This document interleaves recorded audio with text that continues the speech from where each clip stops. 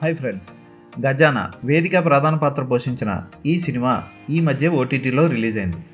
ఈ సినిమాకి పరబదిస్ శామ్జ్ దర్శకత్వం వహించాడు.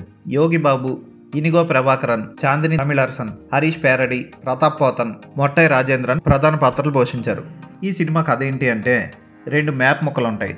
ఆ ముక్కలు పట్టుకొని నాగమలై ఫారెస్ట్లో ఉన్న ఓ నిధిని స్వాధీనం చేసుకోవడం కోసం నందివర్మన్ బయలుదేరతాడు. అయితే అక్కడ అతనికి గైడ్గా వచ్చిన వ్యక్తి దురాశతో పులులున్న ఏరియాకి తీసుకెళ్తే పులి ఒకళ్ళని తినేస్తుంది, మిగతా అందరూ రకరకాలుగా చనిపోతారు. అసలు ఆ నిధి ఏంటి, రావణాసుడు, బ్రిటిష్ వాళ్ళు వీళ్ళందరూ చాలామంది కాపాడుతున్న ఆ నాగమణి ఎక్కడుంది? ఓ రచయిత దగ్గర నుంచి ఇన్ఫర్మేషన్ సంపాదించడం కోసం నందిత ఎందుకు ట్రై చేస్తుంది, అసలు ఆ ఇన్ఫర్మేషన్ ఏంటి అన్నది ఈ సినిమా చూసి తెలుసుకోవాలి. సినిమా పెద్ద అడ్వెంచర్గా మొదలవుతుంది. అడవిలోకి కొంతమంది ఫ్రెండ్స్ వెళ్తారు. వాళ్ళ ఫ్లాష్ బ్యాక్ని నందిత పేపర్లో చదువుతూ ఉంటుంది. ఈ బ్యాచ్ కన్నా ముందు ఓ ప్రేమ జంట కూడా సేమ్ అదే నిధి కోసం ఓ చెట్టు దగ్గరికి వెళ్తారు.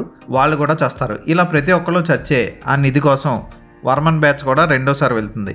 ఈ మధ్యలో యోగి బాబు, మొట్టై రాజేంద్రన్ కామెడీ, అలాగే ఓ నక్సలైట్ ఉంటాడు. అతను ఫ్లాష్ బ్యాక్ అంతా చెప్పి 3వ మొక్క నా దగ్గర ఉందన్నట్లు బిల్డప్ ఇస్తాడు.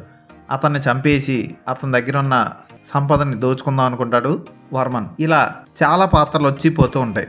అక్కడతో అన్న సినిమా అయిందా అంటే క్లైమాక్స్లో పార్ట్ 2 ఉందన్నట్లు అటు ఇటు ముగించకుండా వదిలేస్తాడు దర్శకుడు. సినిమాలో ఎక్కడైతే గ్రాఫిక్స్ ఉన్నాయో అవన్నీ తెలిసిపోతూ ఉంటాయి.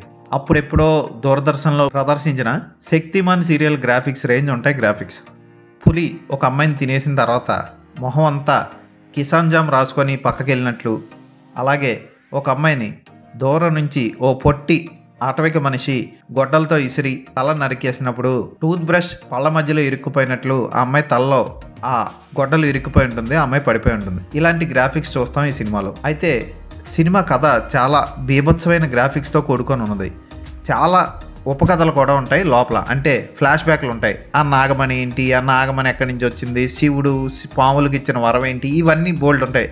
AI పుణ్యమా అని అవన్నీ చాలా సింపుల్గా నీట్గా తీసేశారు. అవన్నీ బాగుంటాయి, ఎందుకంటే మన మొబైల్లోని ల్యాప్టాప్లోని సినిమా చూస్తాయి. తెర మీద మాత్రం అవన్నీ తేలిపోతాయి. యోగి బాబు కామెడీ అస్సలు పండలేదు. ఫోటోగ్రఫీ ఓకే, అవి నైట్ జరుగుతుందో తెలియదు, ఉదయం జరుగుతుందో తెలియదు అన్నట్లు ఉంటాయి కొన్ని షాట్లు. డైలాగ్స్ ఏమంత గొప్పగా ఉండవు. వేదిక ఉన్నది, అంతేగాని వేదిక పెద్దగా చేయడానికి ఏమీ లేదు. పేపర్లు తీసి చదవడాలు, మధ్య మధ్యలో ఇలా అయిందా అలా అయిందా అన్నావు అంతే. ప్రతాప్ పోతన్ వర్మన్కి ఓ మ్యాప్ ఇస్తాడు, దానికి తప్ప అతను ఎందుకు పనికిరాడు. నందివర్మన్ పాత్రలో ఇనిగో ప్రభాకర్ బాగా నటించాడు. అతని షేడ్స్ బాగుంటాయి. చాందిని తమిళరసన్ హ్యారీ పాటర్ లాంటి డ్రెస్సులు వేసుకొచ్చి మధ్యలో కొన్ని బిల్డప్లు ఇచ్చి ఓవర్ యాక్షన్ చేస్తూ ఉంటుంది. యాలి అనే ఏనుగు చుట్టూ కథ చెప్తాడేమో దర్శకుడు అనుకుంటాం ఫస్ట్ వచ్చిన AI ఫ్లాష్ బ్యాక్ చూసి. కానీ యాలీకి ఈ సినిమాకి అంత పెద్ద సంబంధం ఉండదు, అప్పుడప్పుడు వచ్చి వెళ్ళిపోతూ ఉంటుంది అంతే. కొంచెం యుగానికి ఒక టైప్లో రీమాసాన్ క్యారెక్టర్ని వేదికకి అప్లై చేసినట్లు అనిపిస్తుంది క్లైమాక్స్కి వచ్చాక. టైంపాస్కి ఏ సినిమా లేకపోతే ఈ సినిమాని ఒకసారి చూడొచ్చు. సినిమా మొత్తంలో చేజింగ్ సీన్లో ఫోటోగ్రఫీ మాత్రమే నాకు నచ్చింది. మిగిలినది ఎక్కడ చెప్పుకోదగ్గ వావ్ అనిపించే క్రాఫ్ట్ ఎక్కడా కనపడలేదు. ప్రస్తుతానికి జియో హాట్స్టార్లో తమిళ్లో రిలీజ్ అయింది, హిందీలో కూడా రిలీజ్ అయింది, తెలుగు ఇంకా రాలేదు. ఈ సినిమాకి నేను ఇచ్చే రేటింగ్ 2/5.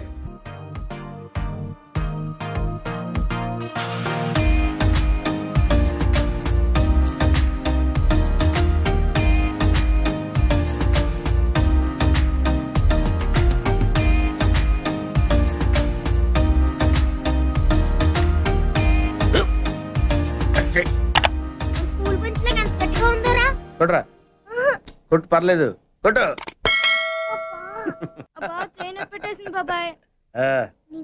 ఏంటి నువ్వు కొడతావా? కమా బిట్ మీ యార్. వాడిని నేను కొట్టడం లేదమ్మా, వాడినే నన్ను కొట్టమంటున్నాను. నువ్వేం కంగారు పడక్కర్లేదు. అడుగుతావేంటి?